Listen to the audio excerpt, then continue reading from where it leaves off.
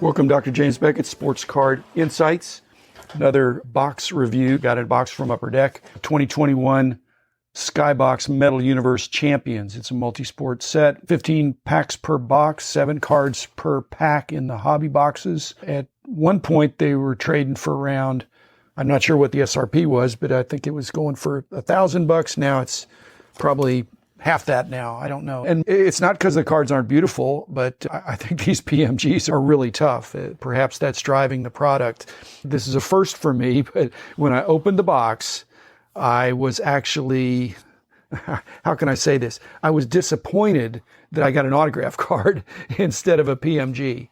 You're quasi-guaranteed to get either an autograph or a PMG, a precious metal gem, or one of the rare inserts or lower numbered parallels. And they're promising you or telling you to expect 1 per box. So unfortunately, I got an autograph. No, it wasn't a terrible autograph, but I loved the PMGs back in the 90s when they came out, and they were just almost too rare to price. That was one of the sets where we just wound up having to do multipliers because they were case hits. And I'm guessing they're case hits now, which means Upper Deck probably did a lot of cases through their SkyBox sub-brand. There was nothing unexpected in the box except that with a multi-sport set, you've got very interesting content of who the celebrities and players are. It's a good thing that I am a multi-sport collector. My card wall of fame is actually multi-sport. I don't think I'm doing non-sport, and I'm considering wrestling as sport. My Hulk Hogan 82 card and Andre the Giant, I regard those as athletes, as sports, and great cards that I'm proud to have in my collection. But I don't know that I have any skiers. I will have tennis players, the Naomi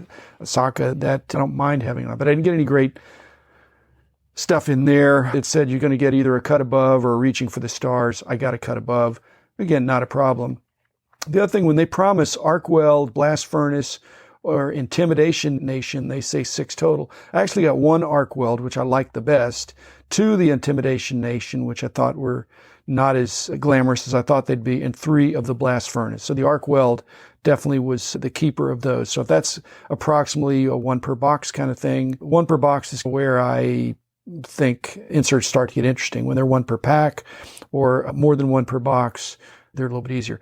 I loved the retro 97, 98. Got 3 of those. I thought those are the best looking cards in the box.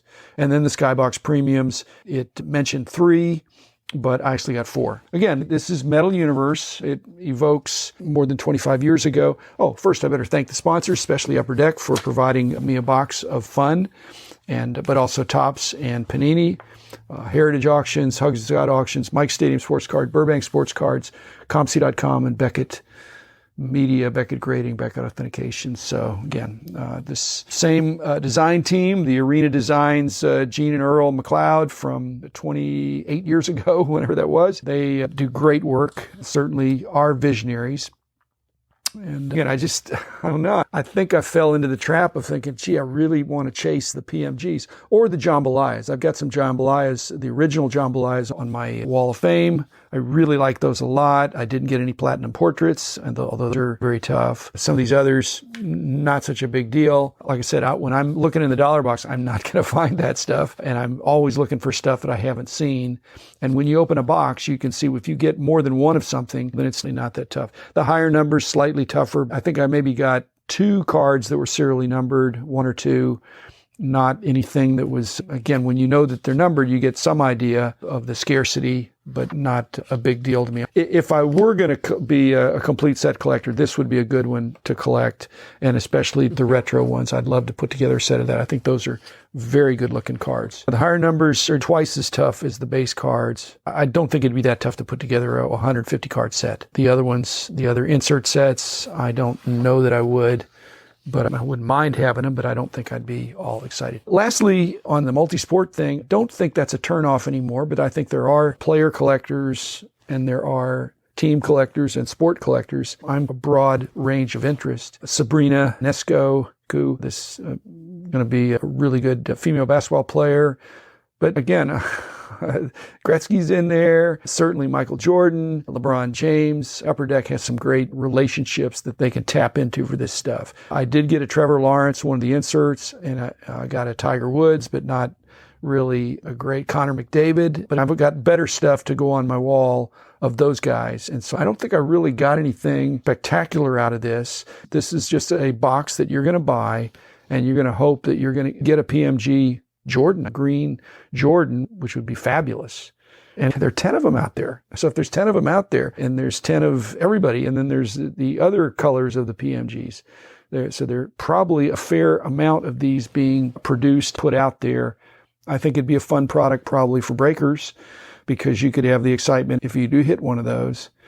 But that's just not the way I collect anymore, which means, this is a sports card insight, it means I'm never going to get a PMG, certainly a green one. I already have one on my wall. I've got a Barry Sanders, which is original and super cool. I really like that a lot. But as far as this product, I'm just not going to open enough boxes to have a good chance to do that. I'm not going to find them in the dollar boxes. I don't even think I'm going to find them in the $5 boxes. I just have to live with the fact that, as I point out, there are other alternatives. I've got other nice Michael Jordans. I've got other nice LBJs, Gretzky's, all that kind of stuff. So I'm not forcing myself that I have to get something. I think when you force yourself and you think I have to have this card, that's going to put you in a bidding war, because undoubtedly that's a card that somebody else says I have to have that card.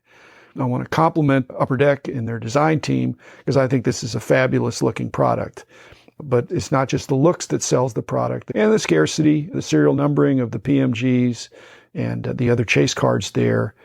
But if you don't get a PMG, you're probably disappointed. So I wasn't disappointed with the aesthetics, but I can see that if I'd paid $1,000 a box, or $500 a box, 500 obviously would be a lot better. 1,000 is looking steep now, but 500, or I've seen some on eBay.